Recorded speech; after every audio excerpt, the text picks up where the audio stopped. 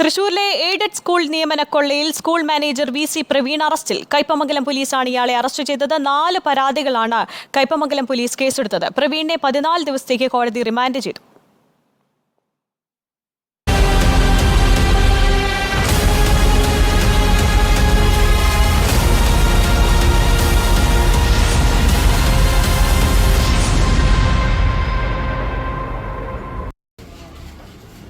രാവിലെ വലപ്പാടുള്ള പ്രവീണിൻ്റെ വീട്ടിൽ നിന്നാണ് കയ്പമംഗലം പോലീസ് ഇയാളെ കസ്റ്റഡിയിലെടുത്തത്. ഉച്ചയോടെ അറസ്റ്റ് രേഖപ്പെടുത്തി. നിലവിൽ ഇയാൾക്കെതിരെ 10 പരാതികൾ കയ്പമംഗലത്തുണ്ട്.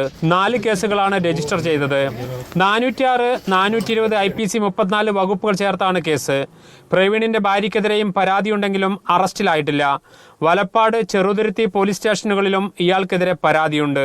ഒക്ടോബർ 13 ജോലിക്ക് കയറിയിരുന്നു. അതിന് മുമ്പായിട്ടും പൈസ കൊടുത്തിട്ടുണ്ട്. 2-3 തവണയായിട്ടാണ് പൈസ കൊടുത്തത്. അപ്പോൾ അത് ശരിയാക്കി എടുക്കാമെന്ന് പറഞ്ഞു. പിന്നെ AEOയിലൊക്കെ പോയി അന്വേഷിച്ചപ്പോൾ ഇങ്ങനെ ഒരു പോസ്റ്റ് ഇല്ലയെന്ന് പറഞ്ഞു. അപ്പോഴാണ് ഞാൻ സ്കൂളിൽ ജനുവരി 31 ഇറങ്ങി 2024. പിന്നീട് പൈസ ചോദിച്ചു വന്നപ്പോൾ തരാമെന്ന് പറഞ്ഞ് ഇങ്ങനെ നമ്മളെ പറ്റിച്ചുകൊണ്ടിരുന്നു.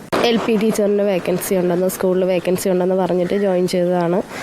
30 ലക്ഷം രൂപയാണ് ചോദിച്ചത്. 10 ലക്ഷം രൂപ ആദ്യം കൊടുത്ത് 2 മാസം കഴിഞ്ഞിട്ട് ബാക്കി 20 ലക്ഷം രൂപ കൊടുക്കാമെന്ന്. ആരാണ് നിങ്ങളെ സമീപിച്ചതിന് വേണ്ടി?